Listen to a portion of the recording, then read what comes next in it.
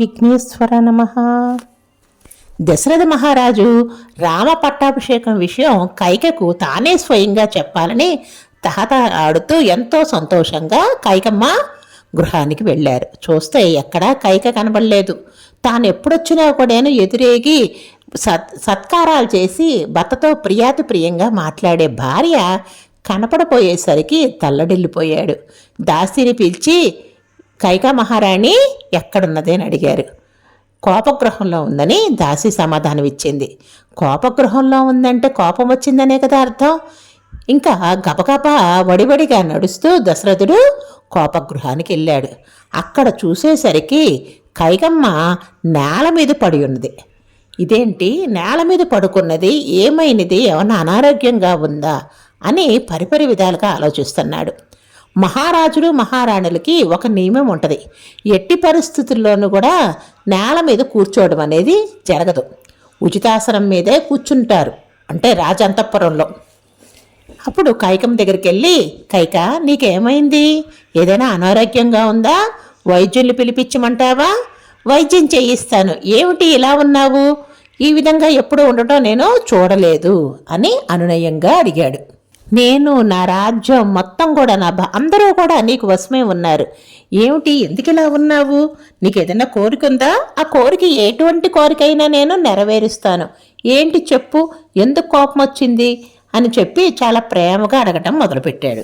అప్పుడు కైక, నిజమే నా మనసులో కోరిక ఉంది, కానీ కోరిక విన్న తర్వాత ఈ కోరిక నెరవేర్చును అని అంటావు, అప్పుడేం చెయ్యాలి, కనుక ముందుగా నాకు ప్రమాణం చేయి, నీ కోరిక నెరవేరుస్తానని ప్రమాణం చేస్తేనే నేను కోరిక కోరతాను. నేను ఒట్టిపెట్టి చెప్తున్నా, నా ప్రాణ సమానమైన నా కుమారుడు శ్రీరామచంద్రుడి మీద ఒట్టేసి చెప్తున్నాను, నీ కోరిక ఎటువంటిదైనా నేను నెరవేరుస్తాను, ఆ కోరిక చెప్పు. నాకు నా రాముడంటే ఎంతో ప్రేమ, నేను ప్రాణాలతో నిలబడాలంటే నా రాముడిని చూడకుండా ఒక్కరోజైనా ఉండలేను, అటువంటి రాముని మీద ఒట్టేసి చెప్తున్నాను అని కైక, ఓ అష్టదిక్పాలకుల్లారా, సూర్యచంద్రులారా, నేను 2 కోరికలు దశరథ మహారాజును కోరుతున్నాను, ఈ కోరికలకి మీరే సాక్షిభూతులుగా ఉండాలి అని చెప్పింది. ఏమిటి ఇట్లా అంటుంది అని ఆశ్చర్యపోయాడు దశరథ. రాజా, శంబరాసురుడు అనే రాక్షసుడితో యుద్ధం చేస్తున్నప్పుడు నేను నిన్ను 2 సార్లు కాపాడాను, దానికి ప్రతిఫలంగా నాకు 2 వరాలు ఇస్తామని చెప్పావు, ఆ వరాలు ఇంతవరకు నేను కోరుకోలేదు, ఇప్పుడు నేను 2 వరాలు కోరుకుంటున్నాను, నాకు 2 వరాలు ఇవ్వవలసిందిగా కోరుతున్నాను అంది. ఏ రామచంద్రమూర్తికి యువరాజు పట్టాభిషేకం చేయడం కోసమని నువ్వు సమస్త సంభారాలు తెప్పించి సిద్ధం చేశావో అదే ముహూర్తానికి భరతుడికి పట్టాభిషేకం చెయ్యాలి. పట్టాభిషేకం చేసుకోవలసిన రాముడు 9-5 సంవత్సరములు దండకారణ్యం వెళ్ళిపోవాలి.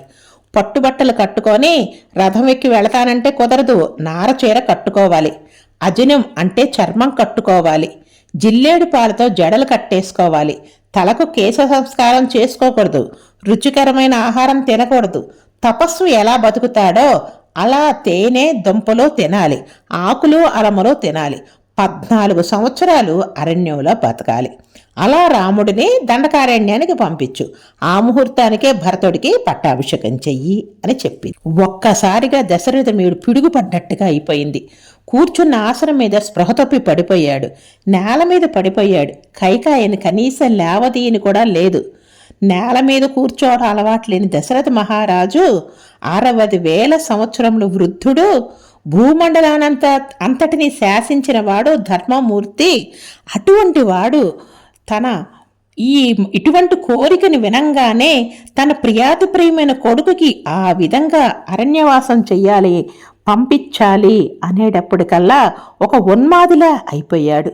నేల మీద పడి కొట్టుకున్నాడు, పిచ్చివాడిలా ఏడ్చాడు, అసలు రోగిలా, ఎట్లా అంటే తల కొట్టుకొని ఏడుస్తున్నాడు. ఇచ్చుకుంటేనే చాలా బాధగా ఉంది కదా. అంతటి వృద్ధుడు భార్య అటువంటి మాటలకి తాళలేక పిచ్చి పట్టిన వాళ్ళలాగా జుట్టు పీక్కుంటూ నేల మీద పడి స్పృహ తప్పిపోయి మళ్ళీ స్పృహలోకి వచ్చాక ఏడుస్తున్నాడు, మళ్ళీ స్పృహ తప్పిపోతున్నాడు.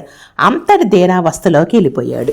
కైక, రాముడు నీకేం అపకారం చేశాడు, ఇటువంటి భయంకర మాటలు ఎలా అనాలనిపిస్తుంది అమ్మ కౌసల్యే కాదు, నీకు కూడా తల్లిలాగా చూశాడు, నువ్వు కూడా కొడుకులానే చూశావు కదా, నిన్నెంత బాగా సేవించేవాడు.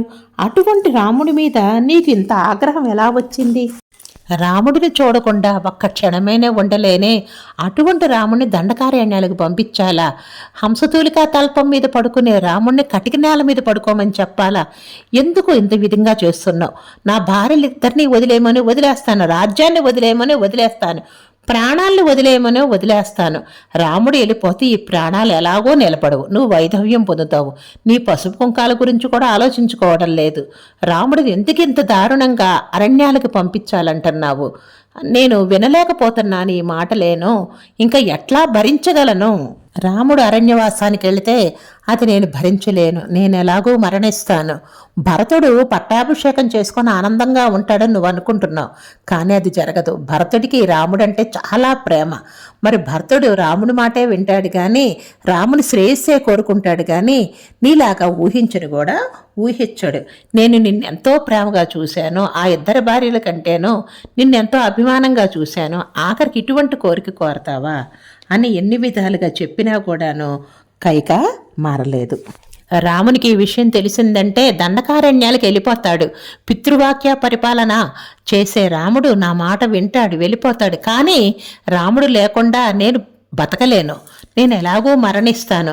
రాముడు అరణ్యంలోకి వెళ్ళి అష్టకష్టాలు పడిపోతుంటే నేను ఇక్కడ పరమాన్నాలు తింటూ సంతోషంగా ఉంటాననుకున్నావా? అది ఎప్పటికీ జరగదు. రాముడు లేని నాకు ఈ దేహమో ఈ ప్రాణమో అవసరం లేదు, నేను ఎలాగో మరణిస్తా. మరణించిన తర్వాత నువ్వు కానీ నీ కుమారుడు కానీ నా శవాన్ని ముట్టుకోకూడదు, అంత్యక్రియలు చెయ్యకూడదు. భరతుడు అంత్యక్రియలు చేయడం కానీ ఉదకం వదలడం కానీ ఎటువంటివి కూడాను, తర్పణం వదలటం కానీ ఏది కూడా చేయకూడదు చెప్తున్నా. నేను చనిపోయిన తర్వాత నీవు నీ కుమారుడైన భరతుడు నా శవాన్ని తాకటానికి వీల్లేదు, ఇదే నా ప్రతిజ్ఞ అని చెప్పాడు. ఇప్పటికైనా మనసు మార్చుకుంటుందని ఆ విషయం కూడా చెప్పాడు. అయినా కైక మంకు పట్టు వీడలేదు. నాకు ఒక కోరిక ఉంది, రాముని చూస్తూ చనిపోవాలనే కోరిక ఎప్పటి నుంచో ఉంది, కానీ ఇప్పుడు అది కూడా నెరవేరేటట్టు కనిపిస్తలేదు. రాముడు అరణ్యవాసానికి వెళ్ళాక కుమారాన్ని పరితపిస్తూ చనిపోవలసిన అవసరం ఏర్పడింది. ఇప్పుడు కన్నా దయ ఉంచు, ఈ 2 కోరికలు ఉపసంహరించుకో, నీ పాదముల మీద పడి అడుగుతున్నాను అని చెప్పి కైక పాదాల మీద పడిపోయాడు. కైకమ్మ వెంటనే పక్కకు తప్పుకుంది, తన పాదాల మీద భర్త పడుతున్నాడని. ఇంకా ఆ తల నేలకి తగిలి స్పృహ తప్పిపోయాడు. స్పృహ తప్పిపోయినాడికి ఎవరైనా ఎటువంటి వాళ్ళైనా సరే శత్రువైనా స్పృహ తప్పిపోతే అన్ని మంచినీళ్ళు ఇస్తాం. కైకి అది కూడా లేదు. కనీసం భర్తను కూర్చోబెట్టి మంచినీళ్ళు కూడా ఇవ్వలేదు. ఎప్పుడు స్పృహ వస్తుందా అని చూసింది. మళ్ళీ స్పృహ వచ్చిన తర్వాత ఇదేనా న్యాయం? నాకు 2 వరాలు ఇస్తానన్నావు, ఇప్పుడేమో 2 వరాలు ఉపసంహరించుకోమంటున్నావు, నా వరాలు నాకు ఇవ్వవలసిందే అని చెప్పి చాలా దారుణంగా మాట్లాడడం మొదలుపెట్టింది. నీ వంశ ప్రతిష్ఠ ఇదేనా? ఇటువంటి వంశవస్త్రవా నువ్వు? ఈ వంశం గురించి చెప్తూ ఉంటావు కదా, ఇప్పుడు ఇచ్చిన మాట నిలుపుకోకుండా మాటని ఉపసంహరించుకో అని అంటావా? ఇదేనా నువ్వు చేసేది? నా వరాలు నాకు ఇవ్వాల్సిందే, నా కోరిక నెరవేర్చవలసిందే అని చెప్పి గట్టిగా అడగటం మొదలుపెట్టింది. ఏడవటమే తెలియని దశరథుడు ఏడ్చి ఏడ్చి అప్పటికి 15 సార్లు స్పృహ తప్పాడు. స్పృహ వస్తుంది, మళ్ళీ ఏడుస్తున్నాడు, మళ్ళీ స్పృహ పోతుంది. అంత దారుణంగా అంత భయంకరంగా ఏడుస్తున్నాడు మాట. అంటే పొర్లి ఏడుస్తున్నారంటే కొడుకుని విడిచిపెట్టి ఉండటం కాదు, ఆ కొడుకుని దండకారణ్యాలకి పంపించడం 14 సంవత్సరాలు. అంత ఇష్టమైన కొడుకుని అలా చేయడం అనేది అసలు ఊహించుకోలేక అంతగా ఏడుస్తున్నాడు, విలపిస్తూనే ఉన్నాడు దశరథుడు. రాజు కిటికీలోంచి చూస్తున్నాడు. అమ్మో తెల్లవారిపోతే మళ్ళీ రాముడు వస్తాడు, నా పాదాలకు నమస్కరిస్తాడు, నేను చెప్పిన మాట వింటాడు, వెళ్ళిపోతాడు అరణ్యానికి. అందుకని ఈ రాత్రి తెల్లవారకుండా ఉంటే బాగుండు, లేదా ఈ రాత్రే నా ప్రాణాలు పోతే బాగుండు, రాముడు ఉండగానే నా ప్రాణాలు పోవాలి అని ఎన్నో విధాలుగా పరితపిస్తూ ఉన్నాడు. పిచ్చివాళ్లాగా ఉన్నాడు, ఏడుస్తూనే ఉన్నాడు. రాముడి వంక నేను చూడలేను, తెల్లారితే రాముడు వస్తాడు, రాముడి వంక చూసి మాట్లాడడం నా వల్ల కాదు. అందుకని కైకిని పోనేరి చనిపోయే వరకన్నా రాముడిని ఇక్కడ ఉంచు, రాముని చూసి చనిపోతానని పరిపరి విధాలుగా తనను అనుగ్రహించమని, వరాలు ఉపసంహరించుకోమని, కోరికలు ఉపసంహరించుకోమని ఎంతో బతిమలాడుతున్నాడు. అయినా ఏమీ జరగలేదు. కైకమ్మ దశరథుడు బతిలాడే కొద్దీ మరింత మొండిగా, నాకు ఈ భరతుడి పట్టాభిషేకం ఒకటే కాదు, రాములు వారు అడవికి వెళ్ళిపోవాల్సిందే అని అంత మంకుపట్టి పట్టింది. మరి మిగిలింది రేపు చెప్పుకుందాము. జై శ్రీరామ్.